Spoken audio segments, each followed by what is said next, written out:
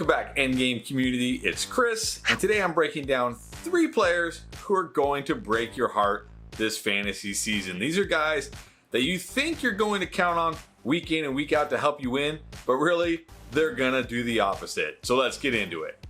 Even before recent reports of Big Lenny weighing in at a hefty 260 pounds for mandatory minicamp, I was already warning you not to draft him. Why? Because the day 2 rookie running back they drafted is just as good or better than Leonard Fournette at this point of their careers. He's faster, he's a better pass catcher, and he's hungrier. Okay, maybe he's not hungrier. And despite how good Fournette was for your fantasy team last year, he really wasn't anything special in real life. He ranked 26th in true yards per carry, 28th in yards created per touch, 24th in yards per reception, 33rd in juke rate, 21st in evaded tackles, and 22nd in breakaway run rate.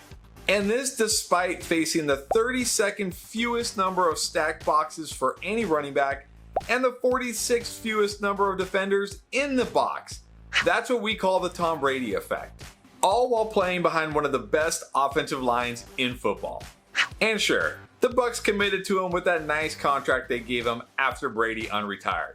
But they also committed to Rachaad White when they spent a day 2 pick on a rookie running back that they didn't need when they're trying to win a Super Bowl right now, right this year. I really think originally the Bucs' plan was for Rachaad White to take on the Gio Bernard role as Tom Brady's James White, a role that Gio Bernard just can't handle at this stage of his career. And if I was right, that was already going to tank Leonard Fournette's value, as almost half of his fantasy points last year came in the receiving game among receptions, yards, and receiving touchdowns. And now, with reports of the coaches being unhappy and Fournette weighing around 260 pounds, there's a chance Rachaad White not only is the pass catching back, but takes on a larger every down role and asserts himself as the best running back on this football team. Don't be surprised when the season rolls on and Leonard Fournette is nothing more than Rachaad White's backup, and don't say I didn't warn you. DK Metcalf is not only a physical specimen and a freak athlete, he's actually developed into a pretty good route runner as well. And he's also one of the best wide receivers when it comes to beating man and press coverage, which really isn't a surprise because how do you press a guy who looks like this? When he entered the NFL draft, most scouts and pundits thought he was just a freak athlete who really couldn't play the wide receiver position at a high level. We now know that isn't true. So why is he going to break your heart this year? Because of these guys. I think it's safe to say both will be a significant downgrade from Russell Wilson.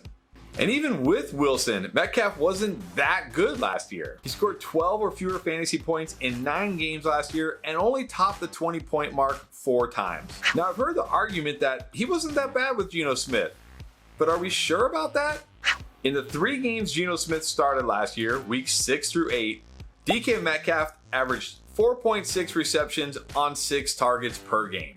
His best game, week 8, came on the back of 2 touchdowns against the lowly Jaguars secondary, and he still only had 43 yards in that game.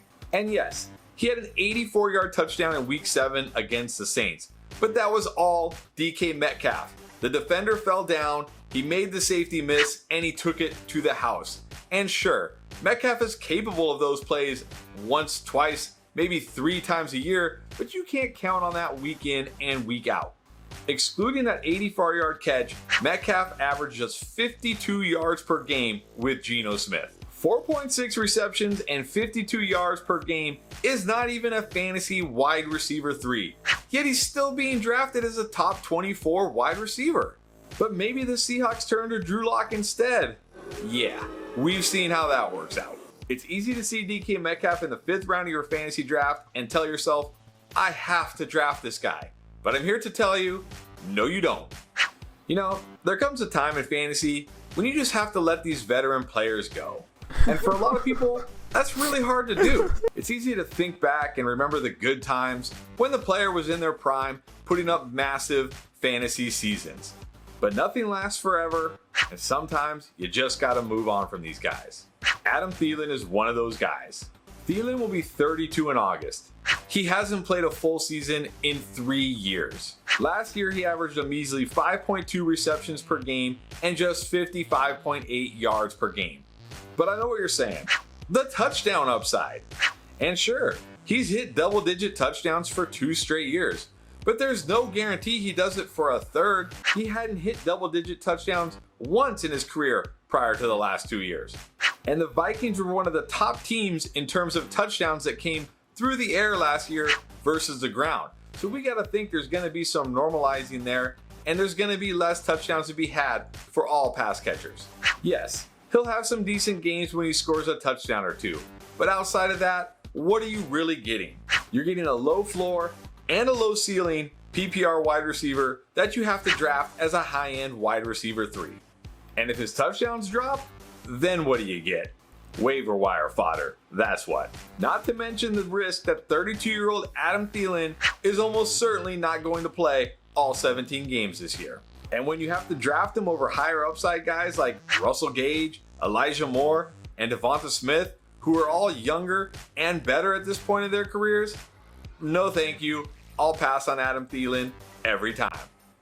All right, guys, those are 3 players who are going to break your heart in fantasy this year. Let me hear from you now. Comment down below who's somebody that you think will break hearts in fantasy this year. And don't forget, check out the description down below.